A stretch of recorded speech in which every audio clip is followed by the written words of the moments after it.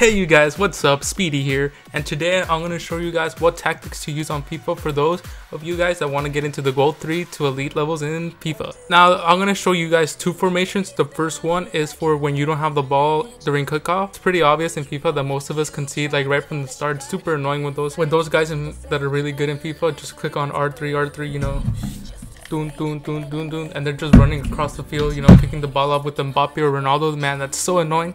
So for the first formation, you're gonna want to drop back. Now, by dropping back in the beginning, that's gonna lead you to concede less for those times when you don't have the ball. And the second formation that I'm gonna show like in a minute, it's gonna be the one for when you do have the ball and you're just like trying to attack and get into the attacking view of FIFA. This weekend league, I was having like a little trouble before I started my games because one, I wasn't really using these tactics. I was using like my own tactics. But once I started applying these tactics into my game, I started winning like a bunch of games, which led me to actually be faced against some really high level opponents. The opponents that I was talking about mostly dealt with me coming up against players that had Neymar, that had the Ronaldos in form, there were not Sanchez's, there were Mbappe's, all those kind of crazy players. So if you guys do use this formation, if you guys do use these formations, just know that by winning a lot, you end up getting matched against like these kind of players, which is kind of good. You know, you want to test your abilities to the highest in foot champs because it kind of sets like the standard or where you lie. If you're lying mostly into the silver range in FIFA, that mostly means that you need to learn how to defend, to be honest. If you're landing in the gold area, it means that you know how to attack and defend, but you just don't have those players that will, you guys don't have those players that will push you up to those higher levels in FIFA. Now if you're getting into the elite levels, that just means you know how to play and you have great players. Now if you're getting top 100 and top 200 of the world, that just means you really understand like the game. That just means you guys just understand the game. You guys know how the AI works. You guys know how everything works in it, to be honest. You guys are just goats. For those of you guys that are pros in FIFA, you know, you guys just need to take a shower, you know, get a light. I'm just joking. You guys are really awesome. But anyways, you guys are gonna be seeing goals that I've scored with this formation. Obviously, I didn't take any L's. I was facing Division 1 opponents. Well, I kind of wanted to test my abilities a little bit more, so I kind of dropped down to the Division 2.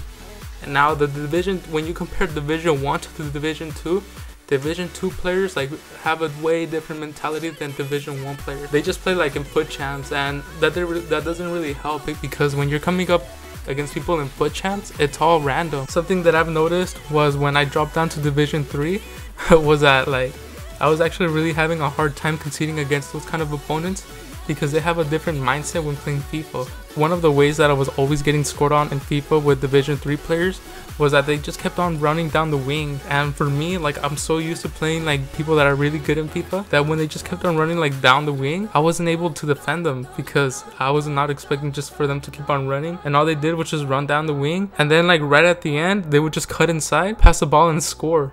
So I kind of took that and I kind of used it for my own. So now when I was playing foot champs, that's all I was doing against like these high level players, and they were having a really hard time trying to anticipate what I was gonna do. Now remember, again, if you guys are gonna use these tactics, make sure to only use the drop back formation for when you don't have the ball and you just don't want to concede. You know what I mean? Like, you always want to make sure you score like the first goal in FIFA. It's pretty beta if you don't score the first goal in FIFA. But if you're losing 0-1, there should be no reason for you guys to be dropping back.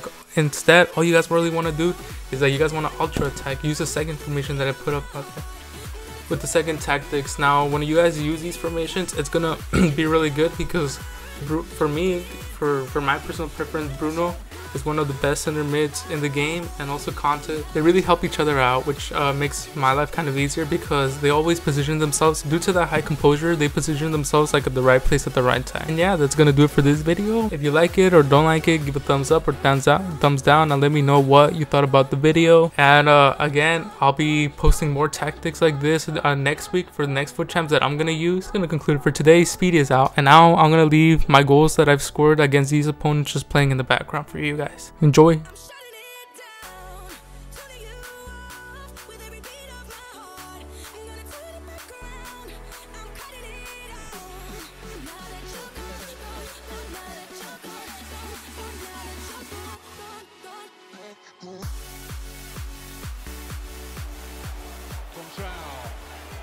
Bale. Oh, track. Beat for pace here by Gareth Bale. It's a terrific run. Can he go all the way? Gareth Bale lights up the Copa del Rey final. A Welshman abroad celebrates. And Real Madrid are less than 6 minutes away from lifting the Copa del Rey through Gareth Bale. Well, they said he needed a big goal. It doesn't come any bigger than this. And it's self-made. Started deep. It was a Barcelona attack.